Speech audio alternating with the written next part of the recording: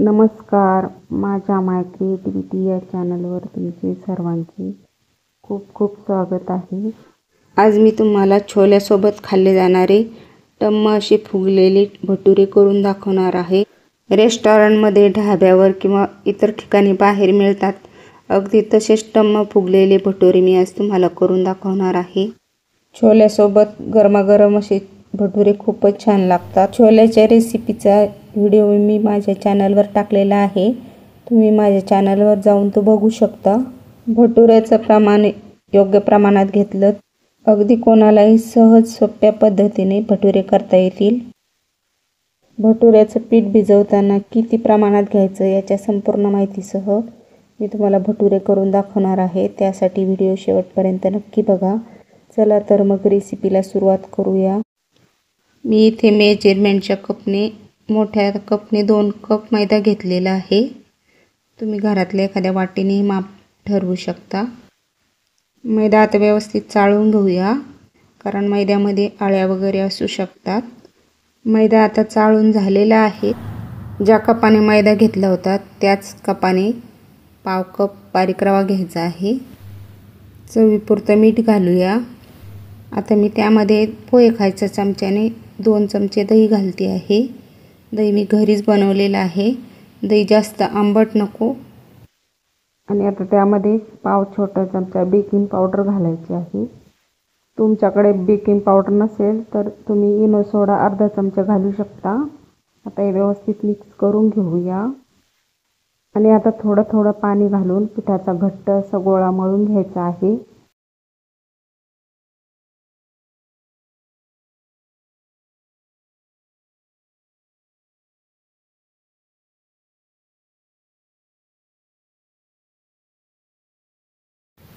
बघू शकता पिठाचा घट्ट असा गोळा मळून तयार झालेला आहे. आता आपण त्याला थोडंसं वरून तेल लावून परत एकदा मळून घेऊया. आणि आता हे पीठ अर्धा तास झाकून ठेवायचं आहे. अर्धा तास बाउलमध्ये मी पीठ झाकून ठेवलेलं होतं. बघू शकता आता छान झालेलं आहे. तर आपण याच्यावर परत एकदा थोडंसं तेल टाकून परत एकदा व्यवस्थित मळून घेऊया. आणि त्याचे पेढ्याचे आकार एवढे गोळे तयार करून घेऊया. तर पोळपाट लाटण्याला तेल लावून घ्यायचं आहे. मी इथे चॉपिंग बोर्ड घेतलेला आहे.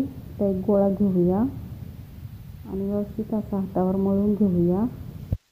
आणि बघू शकता आता पद्धतीने हाताने व्यवस्थित त्याचं थोडंसं थापून प्रेस करून घेऊया. आणि बघू शकता आता वरच्या आणि खालच्या बाजूने थोडंसं तेल लावून असं थोडंसं हाताने पसरवून घ्यायचं आहे. तर वरच्या बाजूने सुद्धा तेल लावून घेऊया. आणि असं थोडंसं सगळ्या बाजूने व्यवस्थित दाबून घेऊया.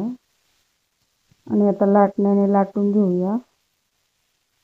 भटुरे लाटताना नेहमी असे खूप जाडसर किंवा खूप पातळ लाटायचं नाही आहे. मध्यम जाडीचे लाटून घ्यायचे आहे. बघू शकता या पद्धतीने खूप जाड किंवा खूप पातळ लाटायचं नाही आहे. आणि अशा हातावर 1-2 वेळा असं खालीवर करून घ्यायचं आहे. भटुरा आता लाटून तयार झालेला आहे. तर आपण तळून घेऊया. तेल चांगलं कडकडीत मी गरम करून घेतलेलं आहे. आता कडकडीत गरम तेलामध्ये भटुरं टाकायचं आहे. आणि अगदी हलक्या हाताने झाऱ्याने असं थोडं वरून प्रेस करायचं आहे. बघू शकता भटुरा छान फुगलेला आहे. आता पलटवून घेऊया. खालची बाजू सुद्धा व्यवस्थित फ्राय करून घ्यायची आहे. भटुरा आता तयार झालेला आहे. आता आपण तो एका डिशमध्ये काढून घेऊया. बघू शकता मस्त असा भटुरा तयार झालेला आहे. आता याच पद्धतीने मी बाकीचे सर्व भटुरे तयार करून घेणार आहे. बघू शकता मस्त असा टम्म फुगलेला भटुरा तयार झालेला आहे. भटुरे गरमच खायला छान लागतात. त्यामुळे नेहमी गरम गरमच तयार करून ते वाढावेत. या पद्धतीने तुम्ही नक्की भटुरे तयार करून बघा. तुमचे भटुरे कधीच फसणार नाहीत. अगदी टम्म फुगतील. तुम्ही सुद्धा छोल्यासोबत गरमागरम असे टम्म फुगलेले भटुरे नक्की करून बघा. छोल्यासोबत खूपच छान लागतात. छोल्याची रेसिपी मी माझ्या चॅनलवर टाकलेली आहे. तुम्ही माझ्या चॅनलवर जाऊन ती बघू शकता. तुम्हाला माझी रेसिपी आवडली असेल तर लाईक, शेअर आणि सबस्क्राईब करायला विसरू नका. धन्यवाद.